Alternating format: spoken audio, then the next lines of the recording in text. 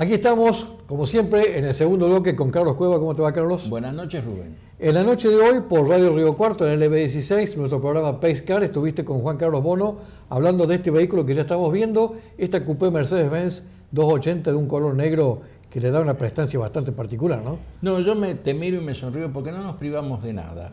Tanto estamos con un coche alemán como a la próxima programación un coche inglés y ahora volvemos a un coche alemán en la figura de un Mercedes-Benz que ya estaremos viendo las imágenes. Por ahí autos raros, por ahí autos totalmente conocidos, bueno, pero siempre mostrándoles buenas escalas y buenos autos a la gente. Las escalas que hemos presentado son todas de buena calidad. En este caso es una escala japonesa armada en China, como es normal, pero de muy buena calidad la escala. Y estamos hablando de un Mercedes-Benz 280. Mercedes-Benz tiene la particularidad, que a lo menos en aquellos años, de que cuando... ¿De qué año estamos hablando? Estamos hablando de un coche que se produjo entre 1965 al 72 del siglo pasado. Bien. En esa época fueron bastante parecidos las líneas de los Mercedes-Benz, ¿no? Eran 220, tradicionales. Eran tradicionales. Volvemos a decir de que el Mercedes-Benz fue siempre tradicional en su parrilla de aquellos años que se levantaba junto con el capó. Como esta, por ejemplo. Como en este caso, vamos a ver que se levanta el capó y la parrilla queda atornillada al capó. En sus, digamos, indicativos del coche ponía la cilindrada. Este es un motor de 6 cilindros en línea de 2.800 centímetros cúbicos.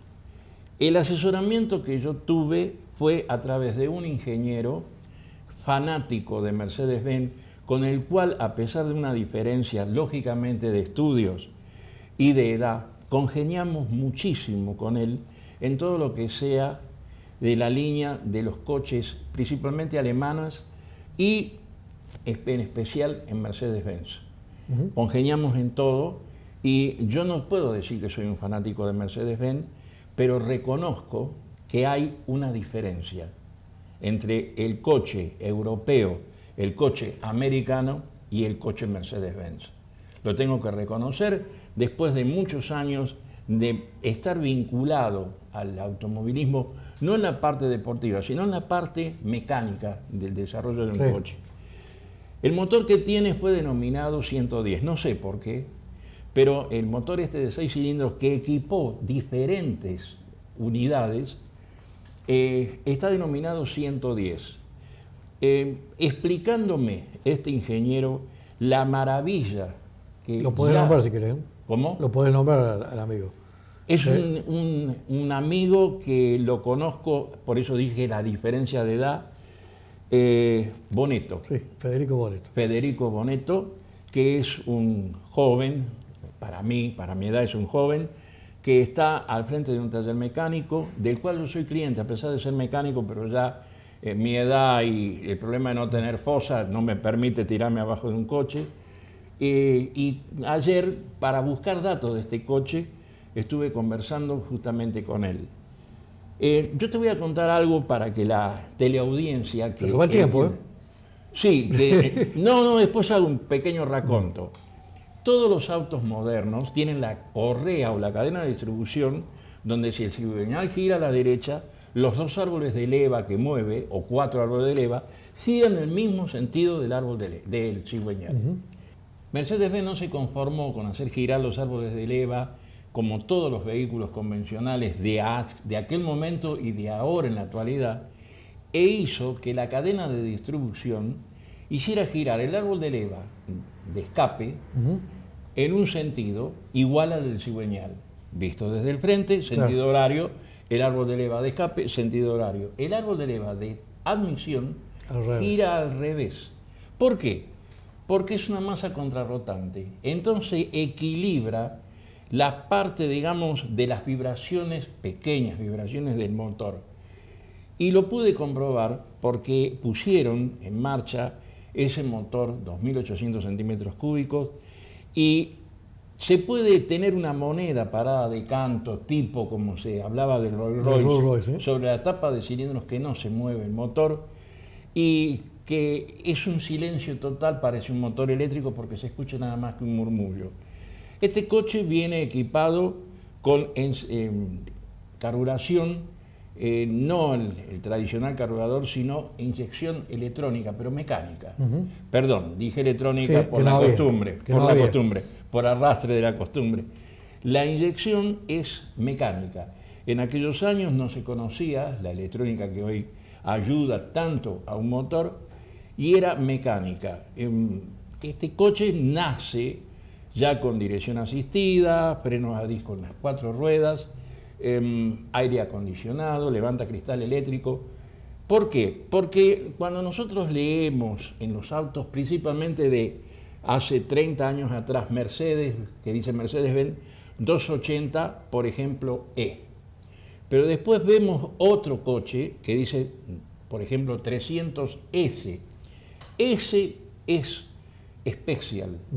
Es como que Mercedes-Benz le dice al que lo ve el coche en la calle, ojo, este no es un coche común. Claro. O tiene una mecánica muy desarrollada, o tiene unos interiores de mucho lujo, o en general todo el coche posee una tecnología que lo destaca del resto de sus hermanos, también Mercedes-Benz, y en este caso esta coupé es S.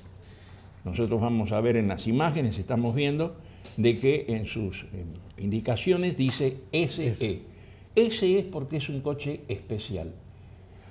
Vuelvo a repetir, tiene adelantos también que lo distinguían hace tantos años atrás del resto de todos los coches que no eran alemanes y que no eran Mercedes-Benz, del resto de los autos que circulaban alrededor del mundo. Yo voy a meter el dedo en el ventilador, lo que vos comentabas al comienzo, cuando hablabas del ingeniero Bonetto, del fanático de Mercedes-Benz. Alguna vez alguien me dijo que en Alemania Mercedes-Benz hasta son taxis, pero BMW no, porque son mucho mejores. Mirá, no necesitamos ir tan lejos. Yo me quedé asombrado la primera vez que visité Paraguay, que nosotros acá, por ejemplo, tenemos los taxis, hasta hace pocos años atrás, eran coches muy antiguos. Y la primera vez que yo fui a Paraguay, me manejaba para no utilizar mi coche, para no andar dando vueltas como sucede acá en el centro donde estacionar, me movía llamando taxis que eran o Daihatsu o Mercedes-Benz. Sí, sí. Entonces pasaban los Mercedes-Benz, caso del 280, caso del 300, coches de que acá simplemente no los vemos. O si lo vemos en la calle, respetamos al que lo conduce porque es una persona que ha juntado para mantener, no solamente para comprar, sino para mantener ese tipo de coche. Y allá son taxis. Lisa y llanamente taxis, seguro. Con tapizado de cuero, aire acondicionado, levanta cristal eléctrico, y eran taxis. Entonces me daba el gusto de esos pequeños viajes que hacía dentro de Asunción y después mucho más adelante en Encarnación, moverme con taxis Mercedes-Benz. Seguro.